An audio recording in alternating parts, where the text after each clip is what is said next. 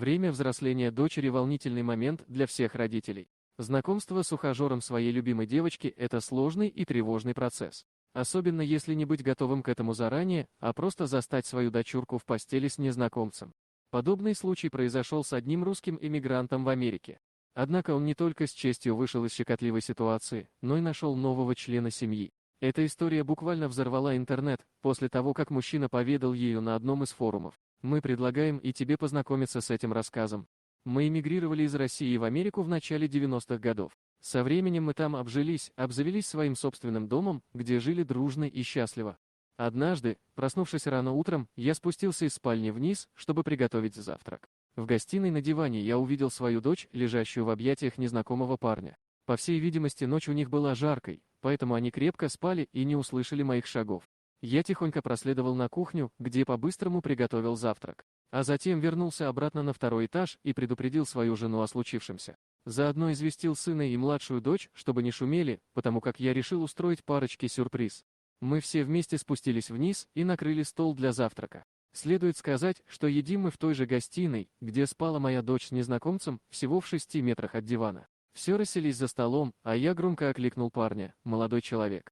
Тот от неожиданности чуть не подпрыгнул и мгновенно переместился из лежачего положения в сидячее. Тогда я отодвинул от стола стул и скомандовал: «Садись. Завтрак готов».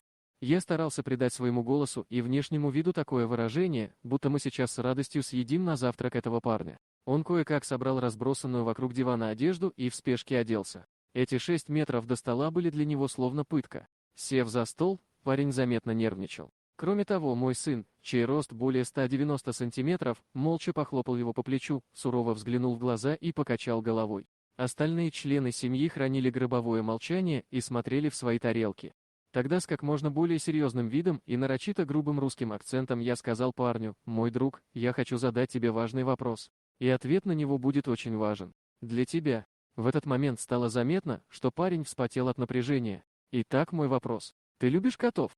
Это разрядило обстановку, и дальнейший разговор с дочерью и ее ухажером получился живым и дружелюбным. Было видно, что парень весьма сообразительный, хотя ему и не хватало образования. Он оказался приятным в общении молодым человеком, искренним и добрым. Честно признался, что у него нет ни семьи, ни законченного образования, ни постоянной работы, но что он обожает мою дочь и готов ради нее на все. Дочка рассказала, что они встречаются уже больше месяца. Каждое утро он ждал ее возле дома и подвозил до школы на велосипеде. Переживал насчет ее домашних заданий и успехов в школе. После уроков он также провожал ее домой. Когда дочка болела, он ухаживал за ней, пока мы были на работе или учебе. У него ангельское терпение, и он никогда не сердится на мою дочь, даже если у нее скверное настроение. В общем, парень показался мне симпатичным, и я решил никак не наказывать молодую пару и не вмешиваться в их отношения. На протяжении 8 месяцев они продолжали встречаться. Парень чуть ли не ежедневно гостил у нас, и мы всей семьей успели его полюбить. И когда он не мог к нам прийти из-за работы, нам его не хватало. Мой сын как-то разговорился с парнем по душам и узнал, что на самом деле тот бездомный. Когда ему было 15 лет, его отец покончил жизнь самоубийством, а мать умерла спустя 3 недели от передозировки наркотиков. Оставшись без опеки, парень был вынужден выживать самостоятельно.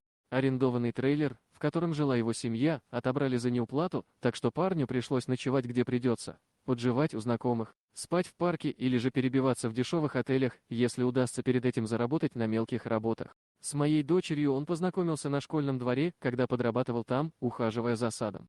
Оказалось, что у парня фактически не было детства. Я пересказал эту историю жене и младшей дочери, и они разрыдались от сочувствия. Кроме того, я рассердился на свою старшую дочь, как она могла отпускать парня из дому, зная, что ему некуда идти. В тот же день, после разговора с сыном, я встретил паренька и вручил ему ключи от нашего дома. Мы выделили ему комнату, которую до этого не использовали, и хранили там всякий хлам. Всю следующую неделю мы вместе обустраивали комнату для жилья. Было видно, что парень умеет обращаться с инструментами и понимает толк в бытовых работах. Одно слово: хозяйственный. Все это произошло в 2000 году. Сейчас он нам как сын. У них с дочерью счастливая семья. Они подарили нам 3 прекрасных внуков. А сам парень крепко стал на ноги, и теперь у него свой процветающий бизнес. Дорогие друзья, если вам понравилось видео, поставьте лайк, а также подписывайтесь на канал, где найдете еще много интересного.